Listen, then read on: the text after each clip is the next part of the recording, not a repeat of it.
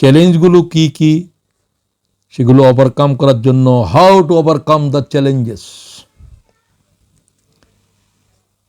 সেটা আমি বলার চেষ্টা করব ইনশাআল্লাহ তাআলা। তো আমি আগেই বলেছি, এই দেশে একজন মুমিনের জীবনের জন্য এই দেশের কৃষ্টি কালচারের ভিতরে যেমন অনেক পজিটিভ জিনিস আছে, নেগেটিভ জিনিসগুলোকে আমাদের জন্য চ্যালেঞ্জ হিসাবে নেই। এখানকার সেক্সুয়াল অ্যাবিউসেস, যেগুলো আমাদের দৃষ্টিকোণ থেকে প্রত্যেকটা নজরের ভিতরে এখানে ব্যভিচারের বিষয় আছে, জানার বিষয় আছে, রাস্তায় ঘাটে যেখানে যান।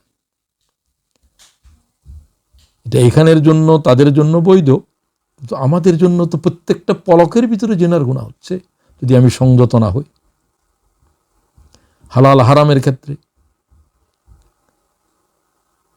এখানে মদ শরাব যেভাবে পানির মতো পান করা হচ্ছে স্বাভাবিকভাবে, সেটি আমাদের ছেলে সন্তানেরা এই পরিবেশের সাথে বড় হচ্ছে, যেখানে আমরা মাত্র 6%, 5% মুসলমান। আমাদের সন্তানদের ভবিষ্যৎ, তাদেরকে মুসলমান রাখা আমাদের জন্য এক কঠিন চ্যালেঞ্জ। এদেশের পরিবারের জীবন ব্যবস্থা যেমন ভেঙে গেছে বহু আগে, তাদের পরিবার নাই, তারা লিভ টুগেদার করে কিছুক্ষণ গাছতলায় বাঁশতলায়, যেমন আপনি অপেক্ষা করেন দুইজনে, সাথে দেখা হলো, আবার কিছুক্ষণ পরে যার যার দিকে সেই চলে গেল, এই ধরনের জীবন। এখানে কোনো পারিবারিক জীবন বলতে যা বুঝায় মুসলিম দৃষ্টিকোণ থেকে, এই ধরনের বন্ধন, কোনো বাধ্যবাধকতা এখানে নাই, এটা অনেকটা বিধ্বস্ত। সুতরাং পারিবারিক ডোমেস্টিক কলহ, ভায়োলেন্স, এগুলো প্রতিনিয়ত হচ্ছে। প্রতিনিয়ত এখানে লিভ টুগেদারের ভিতরে আবার তারা টুগেদার থাকবে না, সেপারেশন হয়ে যাচ্ছে, এগুলা স্বাভাবিকভাবে চলছে। এগুলা কিন্তু মুসলিম জনপদের উপরে প্রভাব ফেলছে। এদের নারী স্বাধীনতার নামে যা কিছু চলছে, নারীরা এখানে যেভাবে স্মোকিং করে, যেখানে নেশা খায়, সেগুলো আমাদের পরিবার, আমাদের স্ত্রী পরিজন, আমাদের ছেলে মেয়েদের ভিতরে ভয়ঙ্করভাবে এগুলোর আক্রমণ শুরু হয়েছে। এগুলোই আমাদের জন্য চ্যালেঞ্জ। আমরা কিভাবে মুসলমান থাকব এই দেশে থেকে, আমাদের বাল বাচ্চা, আমাদের ছেলে মেয়ে, তাদেরকে কিভাবে আমরা প্র্যাকটিসিং দৈনন্দিন জীবনে আল্লাহ তাআলার দিন মেনে মুসলমান থাকতে পারে এই পরিবেশের ভিতরে, সে বিষয়ে একজন সচেতন অভিভাবক হিসাবে এই চ্যালেঞ্জকে আমার গ্রহণ করতে হবে। তা না হলে এখানকার ইউনিভার্সিটিগুলো, কলেজগুলোতে এক্স মুসলিমদের সংগঠন রয়েছে, আপনার ছেলে আমার ছেলে। এটাকে যদি আপনি হিসাব করেন, আপনিও দেখবেন যে আমার ছেলে আপনার ছেলে, কেউ 30% মুসলমান এক্স মুসলিম হয়ে গেছে, কেউ 50%, কেউ 60%, কেউ 100% এক্স মুসলিম। মানে একসময় মুসলমান ছিল, এখন 60% আছে আর বাকিটা নাই। আস্তে আস্তে সেটাও চলে যাবে। যদি আমি সচেতন না হই, আমি আমার প্রজন্মের প্রতি যদি হক আদায় না করি, তাহলে আমার জন্য ভয়াল পরিণতি অপেক্ষা করবে। হোটেল রেস্তোরাঁয় কাজ করতে গিয়ে কোনো সময় নেই, পরিবারকে সময় দেওয়ার কোনো সময় নেই, ছেলে মেয়েদের বিষয়ে কোনো খোঁজখবর নেওয়ার কোনো কিছুই নেই। ছেলে কি গাঁজা খায়, ছেলে কি এখানে সন্ত্রাসীদের সাথে ঘুরে, ছেলে কি এখানে অনৈতিক কার্যকলাপে জড়িত আছে, সেগুলো দেখার যে সমস্ত বাপদের, অভিভাবকদের সময় নেই। তারা কি ভয়াল অবস্থায় তাদের আওলাদদেরকে ঠেলে দিচ্ছে, অথচ তাদের জন্য তারা রাতের ঘুম হারাম করেছে। তাদের জন্য তারা নিশীথ রজনী পর্যন্ত কেবিং করে কাজ করে। সবকিছু করার পরেও আমাদের জেনারেশন তো শেষ হয়ে যাচ্ছে, আমার পরিবার বিধ্বস্ত হয়ে যাচ্ছে। এমন একটা সময় আসবে যে আমাকে আমার ঘরের ভিতর থেকে আমার স্ত্রী পরিজনরা, আমার ছেলে মেয়েরা বের করে দেবে, বৃদ্ধাশ্রমে যাও। এটা এই দেশের কালচার।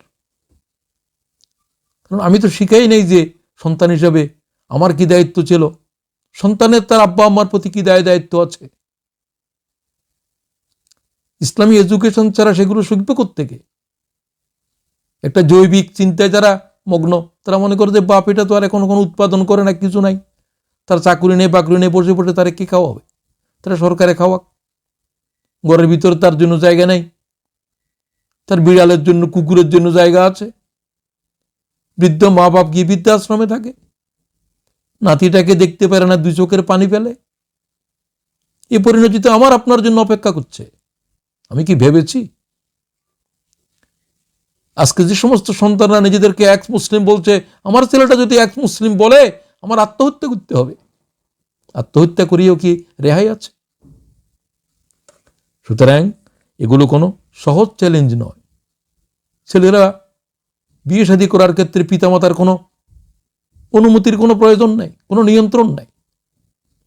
আমাদের নিয়ন্ত্রণের কক্ষপথ থেকে ছুটে গেছে তারা ব্ল্যাক হোলের ভিতরে হারিয়ে যাচ্ছে।